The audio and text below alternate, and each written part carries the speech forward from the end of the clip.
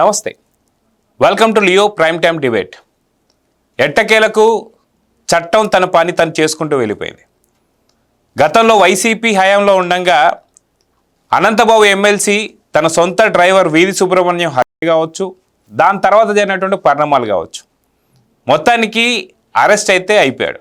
దీని గురించి మనతో మాట్లాడడానికి ఈరోజు లియో ప్యానెల్లో ఉన్నారు సీనియర్ జర్నలిస్ట్ సత్యమూర్తి గారు, అదేవిధంగా పొలిటికల్ అనలిస్ట్ అంకమరావు గారు. సార్ నమస్తే.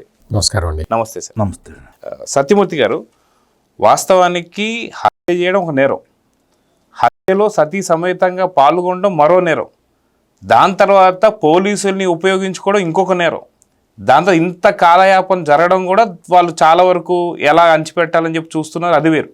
సాక్షుల్ని ప్రభావితం చేసి వాళ్ళకి లంచాలు ఇచ్చి తీసుకోకపోతే చంపుతామని చెప్పి మళ్ళీ బెదిరింపులు బెదిరించి ఇవన్నీ చేస్తున్న వైనం చూస్తున్నాం. మొత్తానికైతే అరెస్ట్ అయితే అయ్యారు. అయితే ఏదైతే వారి అధినేతనే ఫాలో అవుతున్నాడా, ఏదైతే వివేకానంద రెడ్డి గారి కేసు చూసుకుంటే తర్వాత అక్కడ ఏదైతే లంచాలు కావచ్చు, వరుస కావచ్చు, ఇవన్నీ చూస్తున్నాం. ఒకవేళ వీళ్ళు లంచాలు తీసుకుని చంపేస్తామని చెప్పి కూడా అన్నారంటే ఎలా చూడాలి సార్ వీటిని? అంటే ఆవు చేలో మేస్తూ ఉంటే దూడ గట్టును మేస్తుందా? దూడ కూడా వెళ్ళి చేలోనే మేస్తుంది.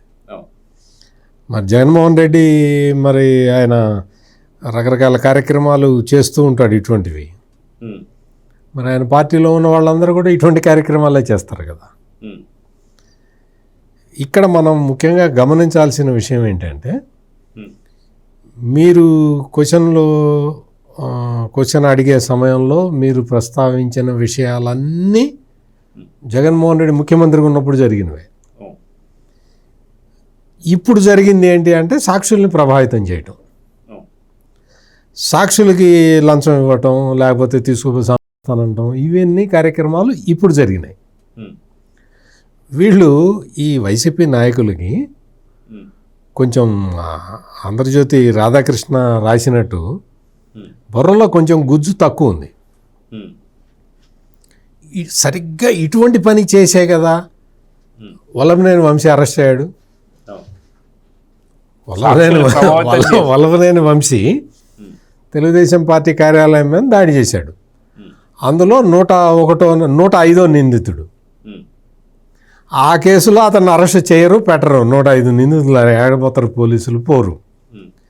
అతను ఏం చేశాడు, గవర్నమెంట్ మారింది, అమ్మ మనం కష్టం, ఎప్పటికైనా మనల్ని అరెస్ట్ చేస్తారు అని చెప్పి ఎవరైతే తెలుగుదేశం పార్టీ ఆఫీసులో ఆ టైంలో పనిచేసే ఒక దళిత కుర్రాడిని అతన్ని కిడ్నాప్ చేయించి అతనితో బలవంతంగా కేసు విత్డ్రా చేసేలాగా చేశాడు. ఆ దళిత యువకుడు కిడ్నాప్ కేసులో A1 వల్లభనేని వంశీ. ఆ కేసు పక్కన పెట్టి ఈ కేసులో అరెస్ట్ చేశారు. అట్లాగే ఈ సేమ్ డిట్టో ఇక్కడ ఈ ఒక దళిత డ్రైవర్ని చేశాడు. అవన్నీ మనకు తెలుసు ఈ అనంతబాబు గురించి. ఈ అనంతబాబు ఏం చేయాలి, బెయిల్ వచ్చింది, గప్చిప్పును కూర్చొని నోరు మూసుకొని తన పని తాను చేసుకోవాలి. తన పని అంటే ఏంటి, మామూలు ఈ రంగురాళ్ళు, ట్రైబల్స్ని రకరకాలుగా ట్రైబల్స్ మీద అఘాయిత్యాలు చేయటం, ఇటువంటి కార్యక్రమాలన్నీ చేసుకుంటూ వాళ్ళ అన్నకి సాగు చేయిస్తూ కొంచెం వాటా వాళ్ళ అన్నకి ఇచ్చుకుంటూ బతకాలి. ఏం చేశాడు మనోడు, ఈ దళిత డ్రైవర్ సుబ్రహ్మణ్యం కేసులో సాక్షుల్ని వాళ్ళని బెదిరించాడు, వాళ్ళకి లంచం ఇచ్చాడు. అది ఆ కేసులో దొరికాడు. ఇప్పుడు ఈ అనంతబాబుని అరెస్ట్ చేసింది ఈ కేసులో. సాక్షుల్ని ప్రభావితం చేసి రకరకాల సాక్షుల్ని ప్రభావితం చేయటం అంటే ఏంటి అంటే, ఇతనికి అనంతబాబుకి సుప్రీంకోర్టు బెయిల్ ఇచ్చింది. ఆ బెయిల్లో ప్రధానమైన కండిషనే ఇది, నువ్వు సాక్షుల్ని ప్రభావితం చేయొద్దు బిడ్డ అని ఇచ్చారు. అదే చేశాడు. ఇప్పుడు మళ్ళీ అరెస్ట్ చేశారు. ఇప్పుడు నెక్స్ట్ ఈయన సతీమణి ఉన్నారు, ఆమె కూడా ఎవరన్నా భార్యాభర్తలు కలిసి ఏదో సత్యవంతం చేయటం అది చేయటం చూసాం. కానీ ఈ ఆదర్శ దంపతులు ఏందో కలిసి చేస్తున్నారు. అంటే మరి ఇప్పుడు ఆమెను అరెస్ట్ చేయాలి, ఆమెను అరెస్ట్ చేస్తారు, ఖచ్చితంగా చేస్తారు. అంటే ఎటువంటి బ్యాచ్ని జగన్మోహన్ రెడ్డి తయారు చేసుకుంటున్నాడు, ఎటువంటి బ్యాచ్ తోటి ఈ జగన్మోహన్ రెడ్డి 5 సంవత్సరాల పాటు ఆంధ్రప్రదేశ్ని పరిపాలించాడు, ఈ అనంతబాబు విషయం చూస్తే మనకు స్పష్టంగా అర్థమవుతుంది. దళిత డ్రైవర్ని చేస్తే దిక్కు దివాడం లేదు.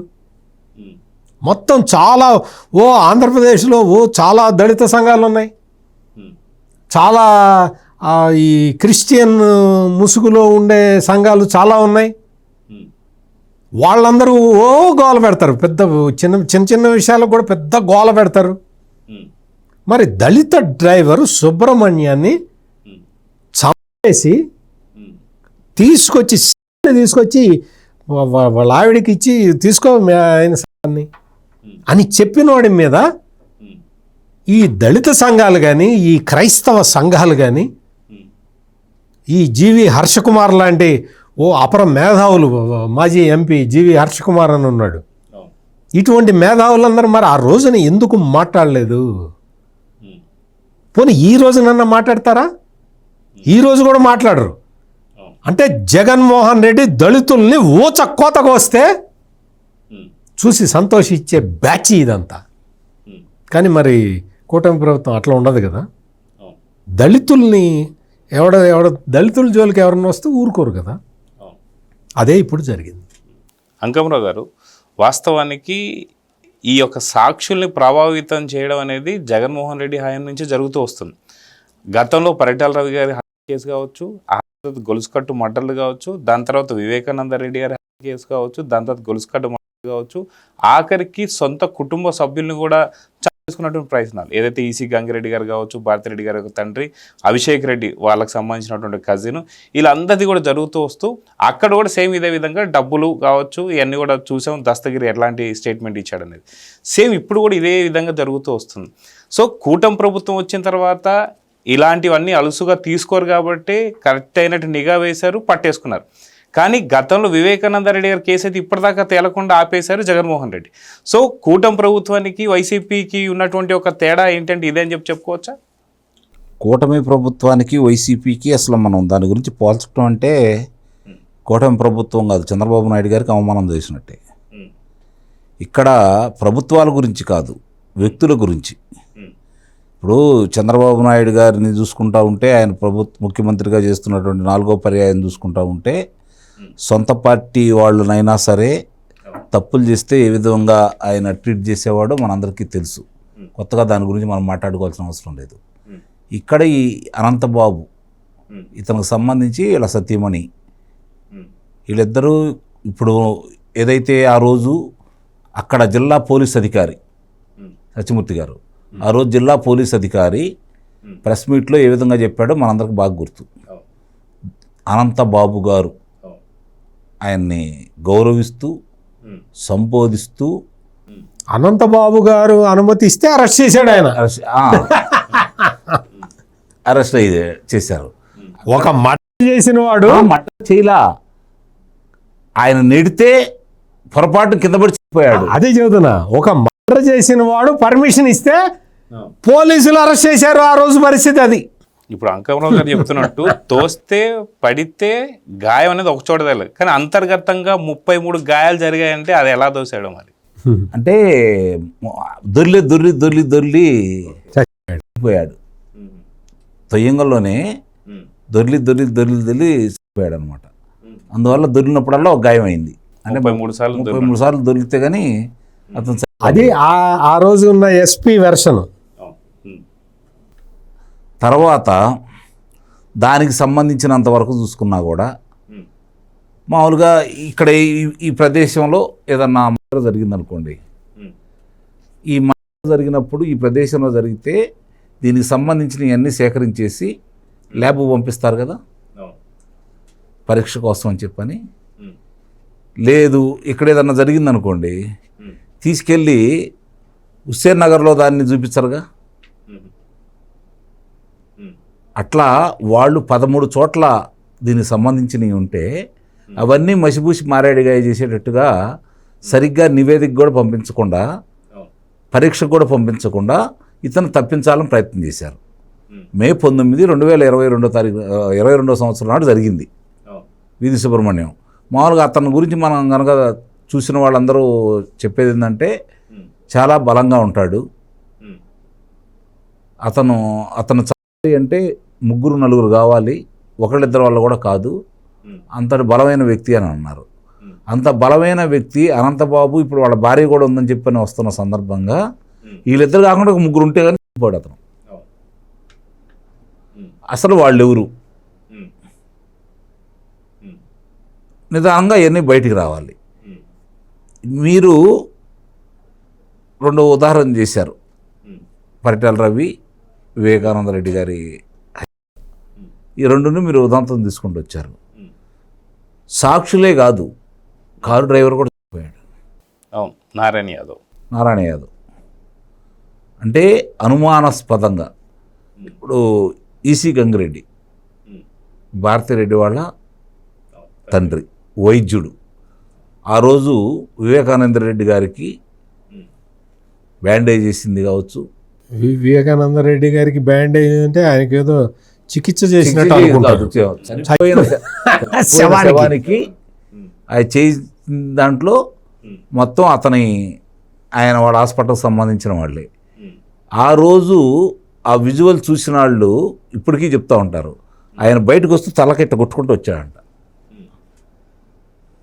అందువల్ల ఎక్కడ ఆయన సాక్ష్యం చెబుతారో అని భావించారు. కానీ ఆయన గుండెపోటుతో చనిపోతే అక్కడ కూడా, ఇక్కడ మాత్రం గాయమైంది. అంటే గుండెపోటుతో చనిపోతే కింద పెడితే ఇక్కడ తగిలి ఉంటుంది, మంచం మీద నుంచి ఆయన కూడా బాత్రూమ్ నుంచి ఎక్కడ పడిపోతే ఇక్కడ తగిలి ఉంటుంది. ఇలాంటివన్నీ సర్వసాధారణం, వాళ్ళకి ఒక ఆనవాయితీ. వాళ్ళ పార్టీలో ఎలాంటి వాళ్ళు ఉండాలి అనేది వాళ్ళు స్పష్టంగా చెబుతున్నారు. మీరు ప్రారంభం నుంచి చూసుకుంటే అధికారంలో వాళ్ళు ఓడిపోయిన తర్వాత వాళ్ళు ఎవరెవరిని పరామర్శించారు, ఎవరిని ప్రోత్సహించారు, పోలీసులు ఎవరెవరితోటి మమేకమైపోయి వాళ్ళకి ఎలాంటి ఇబ్బంది లేకుండా చేస్తున్నారు. ఇప్పుడు కూడా సత్యమూర్తి గారు మీరు గమనించండి, ఇప్పటికి కూడా అనంత ఇతను పిన్నెల్లి వెంకటరామిరెడ్డి, పిన్నెల్లి రామకృష్ణారెడ్డి అంటే కనపడుతున్నాడు, వస్తున్నాడు, అతను చేసుకుంటా ఉన్నాడు. అతను కూడా కొన్ని రోజులు న్యాయస్థానం వెలుసుబాటు యువతలకి అతను కనపడలేదు. న్యాయస్థానం మీరు వెళ్ళి లొంగిపోండి అనేంత వరకు వెంకటరామరెడ్డిని పట్టుకోలేకపోయారు. ఇక్కడ కూడా అదే పరిస్థితి. కానీ మిగిలిన విషయాల్లో చూసుకుంటా ఉంటే ఎవరైతే రాజశేఖర బాబు గారి ఆధ్వర్యంలో మద్యం కుంభకోణానికి సంబంధించి బాబు నువ్వు దీని గురించి విచారణ చేయని అప్పగితే ఎంత అద్భుతంగా ఎన్ని విషయాలు బయటికి తీసుకొచ్చాడు. ఏమండి, నమ్మలేని నిజాలన్నీ బయటికి తీసుకొచ్చేసి ఒకళ్ళు అనుకున్నాం, ఇద్దరు అనుకున్నాం, ఇప్పుడు ఇన్ని 100 మంది బయటకు వస్తున్నారు. ఈడీ కూడా వాళ్ళ ఇళ్ళలో తనిఖీలు చేస్తూ ఉంది.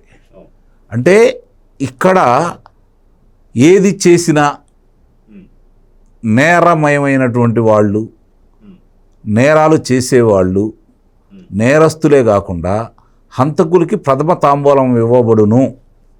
మీ మీద ఉన్నటువంటి నేరాలను బట్టి మీకు పార్టీలో పొజిషన్స్ ఇవ్వబడును. పార్టీలో పొజిషన్తో పాటు పంచాయతీ సర్పంచ్ నుంచి లోక్సభ సభ్యుడు, రాజ్యసభ సభ్యుడు వరకు మేము ఏ విధంగా ప్రోత్సహిస్తాం అనడానికి, అలా చేసిన వాళ్ళకి, ఆ విధంగా ప్రవర్తించిన వాళ్ళకి, మాజీ ముఖ్యమంత్రి ఇంటి మీదకి వెళ్ళిన వాళ్ళకి, జోగి రమేష్కి మంత్రి పదవి ఏ విధంగా అయితే ఇచ్చారో, ఇష్టారీతిగా నోరు బారేసుకున్నటువంటి రోజారెడ్డి గారికి మంత్రి పదవి ఎలా ఇచ్చారో, 16 నెలలు కారాగారంలో ఉండి వచ్చినా నేను ముఖ్యమంత్రి అవ్వగాలేంది, మీకు కేసులు ఉంటే తప్పేంటి, సోషల్ మీడియాలో ఇష్టారీతిగా మీరు చెలరేగిపోండి, ప్రభుత్వాన్ని నిలదీయండి, అవసరమైతే నా దాని మీద మీరు మాట్లాడుతూ ఉన్నానని చెప్పని వాళ్ళని ప్రోత్సహించినప్పుడు ఏ విధంగా భావించాలి మనం? గాంధీ పరామర్శకి వెళ్ళినా, లేకపోతే పిన్నెల్లి రామకృష్ణారెడ్డి కోసం నెల్లూరు వెళ్ళినా, ఇలాంటి వాళ్ళ కోసం వెళ్తూ ఉంటే సందేశం ఏమిస్తున్నట్టు అంటే, బాబు మీరు మంచి పనులు చేయొద్దు మంచి నేరాలు పనులు చేయండి. చేసేవాళ్ళు మంచి పనులు చేసేవాళ్ళు నా పార్టీకి వద్దు. అస్సలు నా పార్టీలో వద్దు. నేరాలు చేయండి, ఘోరాలు చేయండి, దోపిడీలు చేయండి, దొంగతనాలు చేయండి, నేను మిమ్మల్ని కాపాడతాం. నేను వస్తా కళ్ళు మూసుకొని తెరిచేలోపు మరి 3 సంవత్సరాల్లో మనం అధికారంలోకి వస్తాం. అమ్మన బూతులు తిట్టిన అంబటి రాంబాబు పరామర్శకు వచ్చినట్టే ప్రతిదీ మీరు చేయండి, నేను వచ్చి పరామర్శిస్తాను. అంతే, సర్వసాధారణం. వాళ్ళ పార్టీలో సర్వసాధారణం. దానికి అనుగుణంగా వాళ్ళు వెళ్తా ఉన్నారు. ప్రజలు ఇవన్నీ గమనిస్తున్నారు. రాంబాబు పేరు ముందర ఒక మాట చెప్పాలి. మీరు కాపు నాయకుడు, కాపు టైగర్. అవును. ఇప్పుడు ఏమైందంటే ఈ ఐక్యతను చెడగొట్టాలి అంటే 2 కులాలను విడదీయాలి, కాపు కమ్మ. కాపుల్లో వచ్చి ఇదిగో ఇతను పలానా అతనని చెప్పుకోవడానికి, కాపుల కోసం పనిచేశారని చెప్పుకోవడానికి ఆ పార్టీలో ఉండగా ఎవరు కనపడలా, ఎవరు లేదు. కింద నుంచి పోయేదాకా అందరు రెడ్లే కదా. దాంతోపాటు వీళ్ళుండా కూడా పవన్ కళ్యాణ్ గారిని తిడతానికో ఇంకోళ్ళని తిడతానికో వాళ్ళు అంతవరకే పరిమితం అయిపోయారు. ఆ కులం గురించి ఎవరు పట్టించుకోలేదు, ఆ స్థాయిలోకి ఎవరు రాలా. అవును. ఉన్న ఒక్క కాపు నేతను కూడా ముద్రగడ పద్మనాభం రెడ్డి కింద మార్చేశారు. అయిపోయింది. ఇప్పుడు విడగొట్టాలి అంటే ఒక కాపు నాయకుని తయారు చేయాలి. బలిపశువు కావడానికి ఊరు సిద్ధపడ్డాడు అంబటి రాంబాబు. అందుకని అతను ఏదో విధంగా వంగవీటి మోహన్ రంగా స్థాయిలో ఆయన పేరు తీసుకురావడం కోసం వాళ్ళ ప్రయత్నాలన్నీ వాళ్ళు చేస్తూనే ఉన్నారు. జగన్మోహన్ రెడ్డి పాలసీ కానీ ఆ పార్టీకి ఉండే ఏకైక అర్హత ఏందయ్యా అంటే డబ్బు లేదా క్రిమినల్. ఈ రెండే. డబ్బు ఉండాలి ఇటు అతని దగ్గరికి వెళ్ళరు, అది చాలా స్పష్టం. కొన్ని చోట్ల తప్పనిసరి పరిస్థితుల్లో కొంతమంది నాయకులు వెళ్ళారు తప్ప 5 సంవత్సరాల పరిపాలన చూసిన తర్వాత వాళ్ళకి పూర్తిగా అర్థమైపోయింది ఇక డబ్బు ఉండాలంటూ ఎవరు వెళ్ళరు, క్రిమినల్స్. రెండవది, రాష్ట్రంలో విధ్వంసం సృష్టించాలి అంటే ఈ వర్గాలని విడగొట్టాలి, ఈ ప్రభుత్వాన్ని సజావుగా సాగదు. దానికి ఇంటిచ్చాడు కదా విజయసాయిరెడ్డి.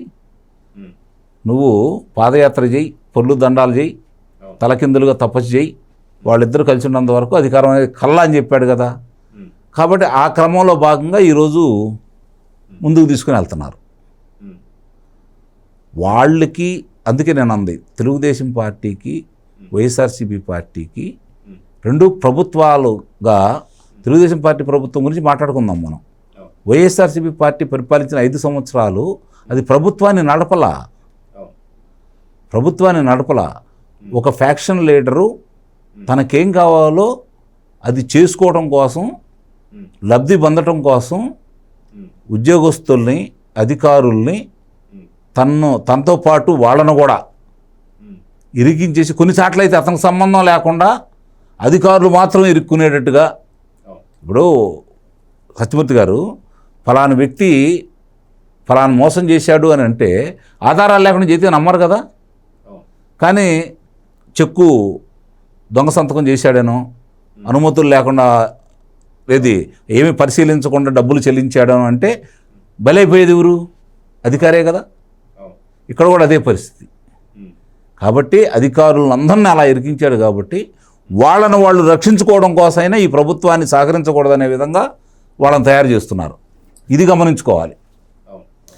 నేరాల్లో అధికారులను కూడా భాగస్వాముల్ని చేశారు. అవును. సో సత్యమూర్తి గారు, వాస్తవానికి ఈ కేసు చాలా పెద్ద సంచలనం. వాస్తవానికి తనకు ఉన్నటువంటి ఒక సొంత డ్రైవర్ ద్విది సుబ్రహ్మణ్యాన్ని డోర్ డెలివరీ చేసి మళ్ళీ వాళ్ళ తండ్రికి దాదాపు ఒక 2 లక్షలు ఇచ్చేసి నువ్వు అంత్యక్రియలు చేసేసుకొని చెప్పడం ఎంత చెప్పారు, ఎందుకు చెప్పారు అనేది కూడా రావాలి. స్టేట్మెంట్ ఎంత చెప్పారు, ఎందుకు 20,000 కోసం చెప్పేసి మాట్లాడి 20,000 కోసం 2 లక్షల రూపాయలు ఇచ్చి ఇది దాన సంస్కారాలు చేస్తా ఉన్నాడు. ఇది కాక 2.5 ఎకరాలు పొలం. 2.5 ఎకరాలు మళ్ళీ ఒక గవర్నమెంట్ ఉద్యోగం వీధి నవీన్ వాళ్ళ తమ్ముడికి ఇస్తానని చెప్పేసి అన్న మాటలు ఇవన్నీ చూస్తూ వస్తున్నాం. ఈరోజు మీరు ఇందాక అన్నట్టుగా నిజంగా ఏ దళిత సంఘాలు కానీ ఏవి కూడా ఎందుకని నోరెత్తలేదంటే జగన్మోహన్ రెడ్డిని చూసా, లేదా వీధి సుబ్రహ్మణ్యాన్ని చూసా, లేకపోతే ఎందుకని చెప్పేసి అంటే ఏమని చెప్తారు? అక్కడ ఈ అనంతబాబు అనే వ్యక్తి ఒక పెద్ద మాఫియా నడుపుతుంటాడు. అనంతబాబు అనే వ్యక్తి మీకు అందరికీ గుర్తుండే ఉంటుంది. అక్కడ అక్రమ సారా తాగి 27 మంది గిరిజనులు చనిపోయిన సంఘటన అందరికీ గుర్తుంది. ఆ సంఘటనకి బాధ్యుడు అనంతబాబు. ఆ సంఘటన జంగారెడ్డిగూడెంలో ఆ సంఘటనకి బాధ్యుడు ఇతనే. ఇతని మీద ఈగ వాళ్ళనివ్వకుండా ప్రవర్తించాడు జగన్మోహన్ రెడ్డి. అతను ముఖ్యమంత్రిగా ఉన్న కాలంలో.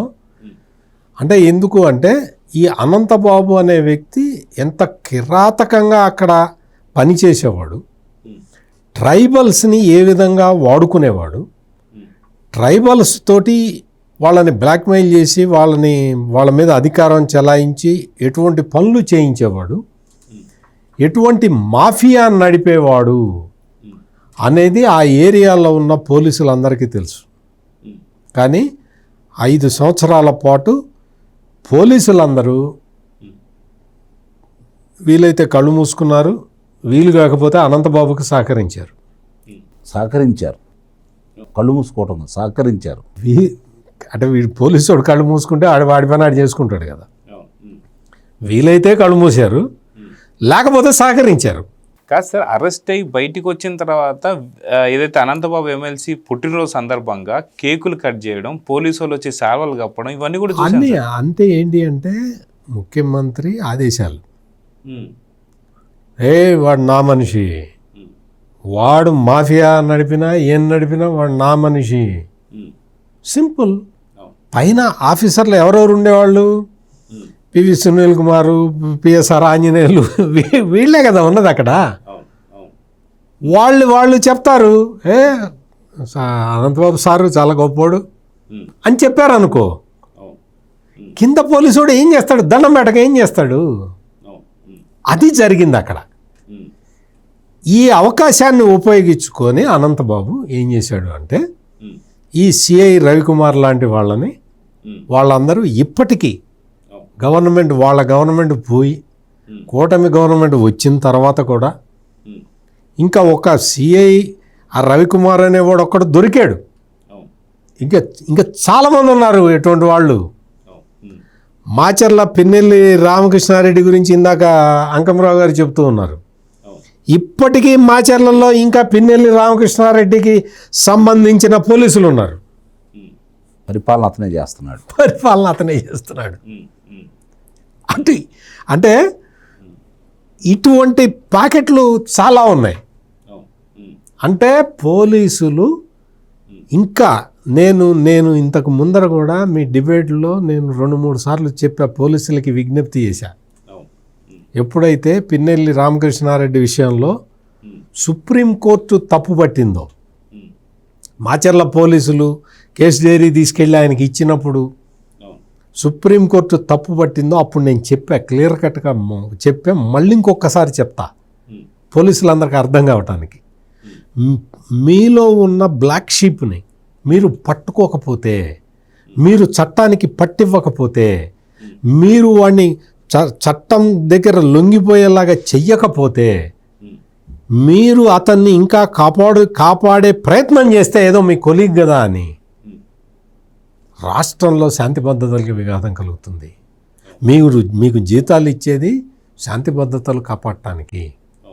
అందుకని ఇప్పుడు సిఐ రవికుమార్ ఎట్ట దొరికాడు, పోలీసులు పట్టుకుంటేనే దొరికాడు. ఆ మాచర్లలో అక్కడ జరిగిన సంఘటనలు కూడా ఇవన్నీ బయటకు వచ్చింది పోలీసులు తెచ్చితేనే బయటకు వచ్చినాయి.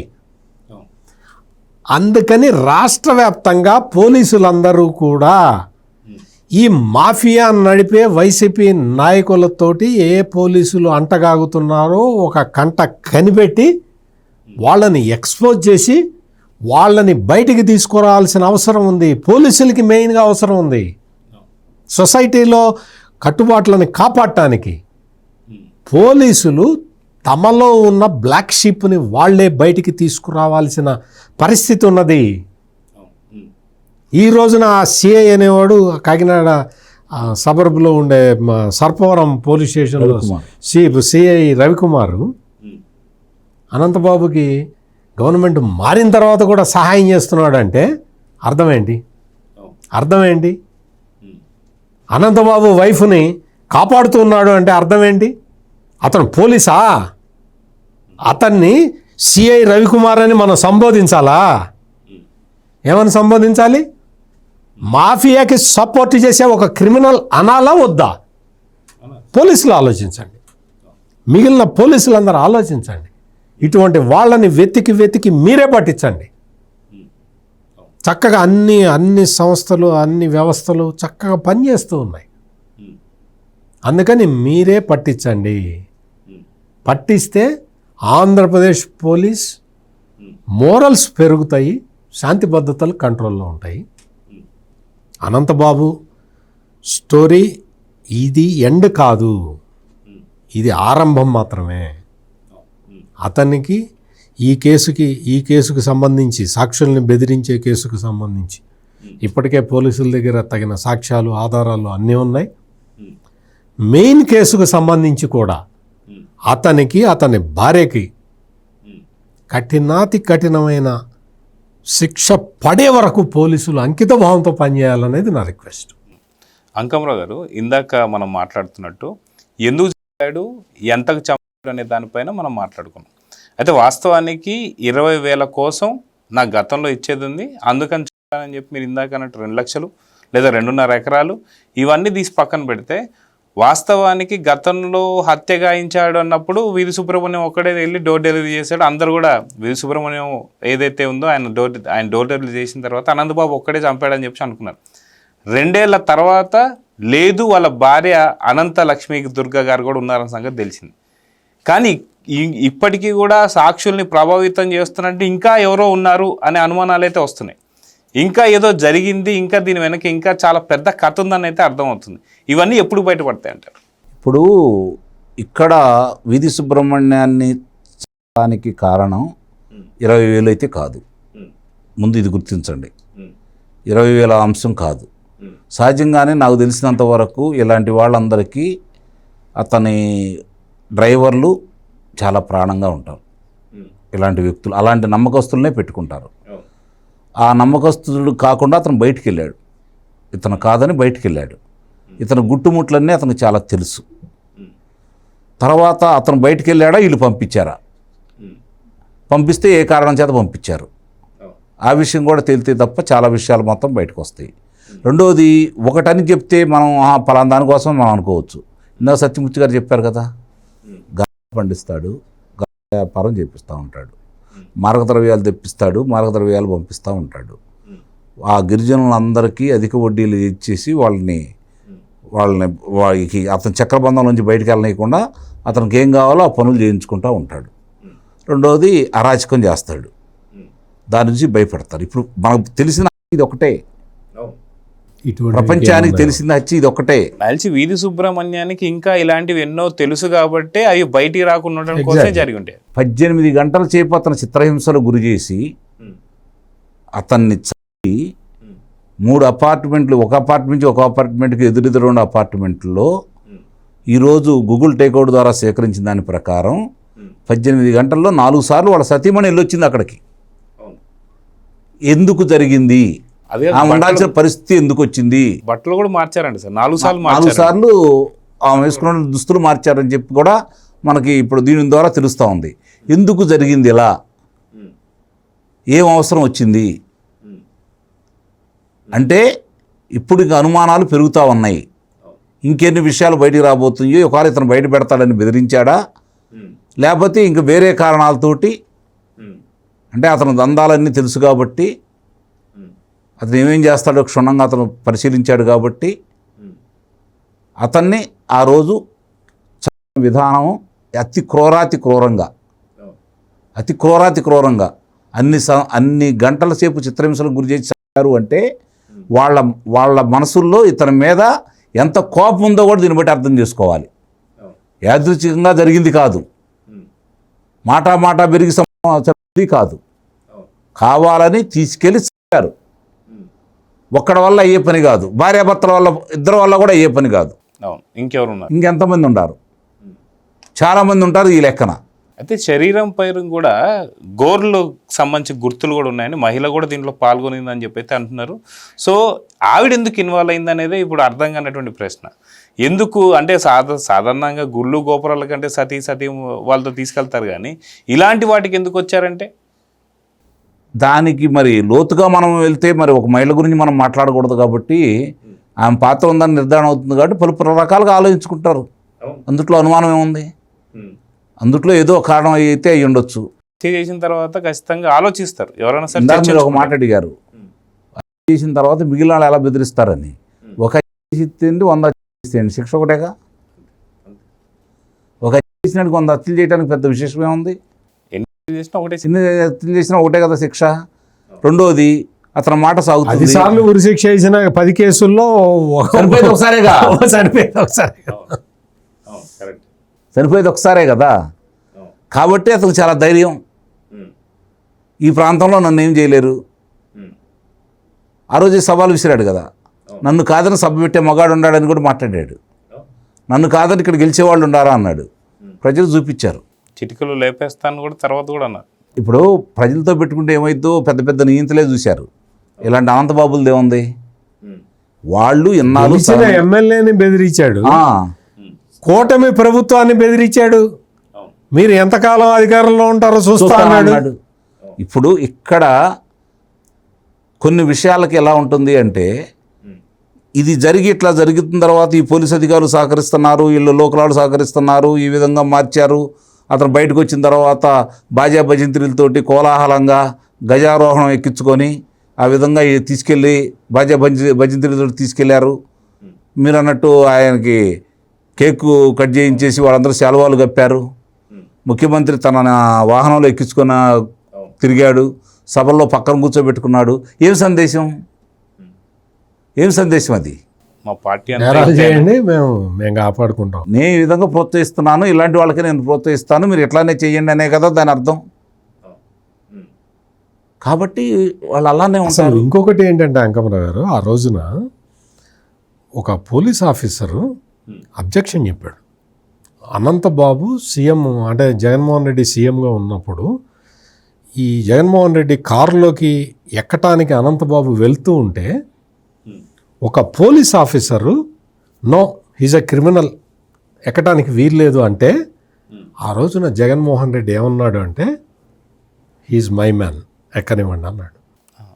నేను కూడా క్రిమినలే అని చెప్పేసి అంటే అది ఆయన చెప్పేది ఉంది కానీ హీజ్ మై మ్యాన్, ఎక్కనివ్వండి అని చెప్పి, అంటే పోలీస్ ఆఫీసర్ ఒక ఆయన సిన్సియర్గా డ్యూటీ చేసి ఈ క్రిమినల్ని మీరు మీ కారు మీ బస్సులో ఎక్కించడానికి వీల్లేదు అంటే no no no he's my man అని చెప్పి ఎక్కిచ్చాడు దగ్గరుండి జగన్మోహన్ రెడ్డి. సో ఆఖరిగా సత్యమూర్తి గారు, మొత్తానికి లక్ష్మీ దుర్గా గారు కూడా అరెస్ట్ కాబోతున్నారనే వార్తలు కూడా వస్తున్నాయి. ఈ కేసు కూడా పూర్తిగా కొలిక్కి వచ్చేసినట్టుగా తెలుస్తుంది. సో పూర్తిగా సాక్షులను ఎవరైతే వాళ్ళని ప్రభావం చేస్తూ లంచాలు ఇస్తూ వాళ్ళని మళ్ళీ చంపేస్తామని బెదిరిస్తున్నటువంటి ఒక అన్ని ఆధారాలు బయటపడ్డాయి. కాబట్టి ఈ కేసు ఇక్కడితో అతి తొందరలో ముగియబోతుందంటే ఏం చెప్తారు? ఈ కేసు ముగియటానికి వీల్లేదు. ఎందుకు వీల్లేదు అంటే దళిత డ్రైవర్ సుబ్రహ్మణ్యాన్ని ఏ కారణంతో చంపారు అనేది చాలా స్పష్టంగా బయటికి రావాలి. ఈ అనంతబాబు చేసిన అక్రమాల గుట్టుమట్లు అతనికి తెలిసినందుకు చంపారా? అక్రమ సంబంధాలు ఏమైనా ఉన్నాయా? వీటి నుంచి కాపాడిన జగన్మోహన్ రెడ్డి పాత్ర ఏంటి ఇందులో? ఈ మొత్తం అనంతబాబుని ఇంత వెనకేసుకురావటానికి జగన్మోహన్ రెడ్డి ముఖ్యమంత్రిగా ఇంత వెనకేసుకురావటానికి కారణం ఏంటి అనేది తేలాలి. ఇంకొకటి ఎగ్జాక్ట్లీ అదే పాయింట్కి రాబోతూ ఉన్నా.